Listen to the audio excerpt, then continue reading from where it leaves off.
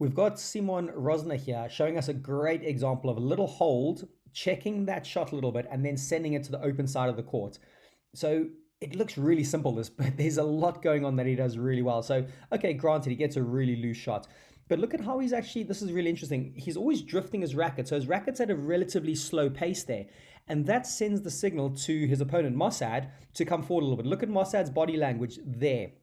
He just drags him in with this little bit of threat, this big backswing, doesn't really necessarily hold the racket still, but slows it, and then he accelerates it really late at the last second, throwing his wrist and racket head through the ball, punching it. As you'll notice, not much of a follow-through as well. When you see these top players really trying to accelerate that racket head late, the follow-through is a little bit checked and a little bit stopped, but all the damage gets done here. The way he's shaping it up, showing the drop shot, open racket face, all of that body language is saying, right, I'm going forward, and then he just sends it back long.